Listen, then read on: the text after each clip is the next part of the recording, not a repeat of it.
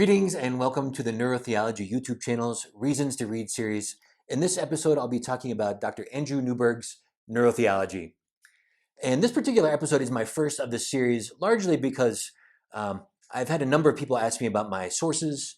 I've read hundreds and hundreds of books, articles, and in my doctoral program through the University of Aberdeen, the things that I'm learning I want to share with this community and help other people find healing, find truth, find love from all the resources that are out there. But this particular one I'm starting with because Dr. Newberg for decades has been researching in this area, but this is his book that he tries to define some of the foundational goals of what he understands to be neurotheology.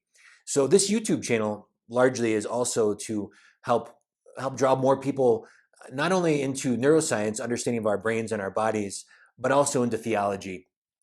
And Dr. Newberg, he describes theology in broad terms, talking about religion, talking about spirituality, that some people are religious, some people are spiritual, some people are both. But he defines spirituality in broad terms.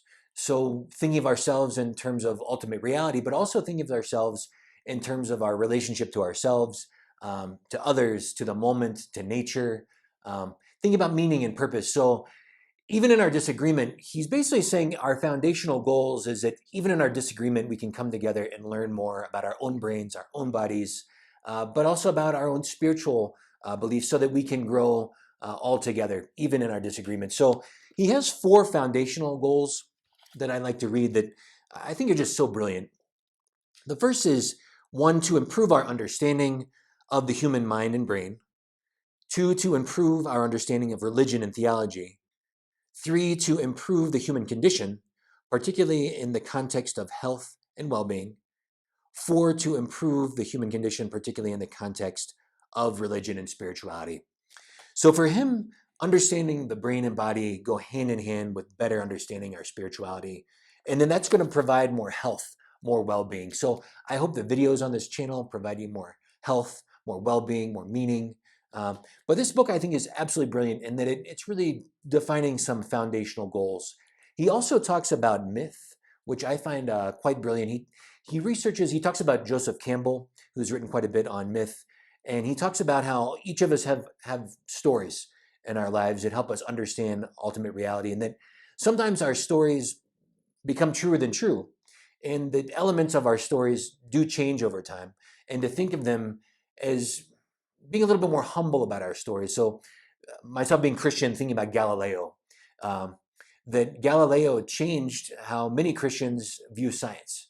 And even within science, that many people in science find that we might only know 5% at best of all that there is to know. So the things that we even hold on to in science are going to change over time. So thinking about myth in the sense of they're parts of our overall stories that may change, and being a little bit more humble about things and talking to one another in a way that there is some humility there, that we can keep our own foundational beliefs, but sometimes there are things in our stories that are going to change. And the more that we understand our bodies, our brains, the world, our spirituality, the things are going to change, and hopefully for the better.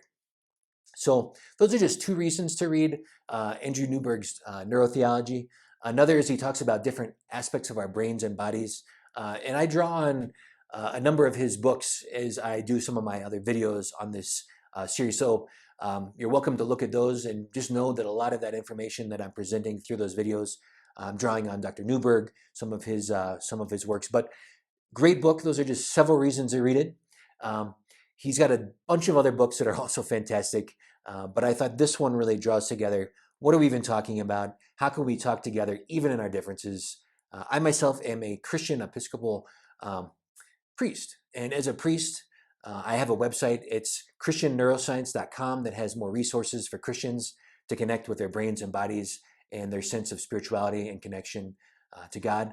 I also have a website, spiritualneuroscience.com, for a more scholarly, more interfaith understanding. So no matter what your religious background, no matter how we disagree on our spirituality, spiritualneuroscience.com is going to have information for anyone interested in their brains and bodies and how we connect to more love, more joy, to connect to one another. Thank you for being here. Hope that's a few good reasons to read Neurotheology by Andrew Newberg. All the best. Take good care. More love to you.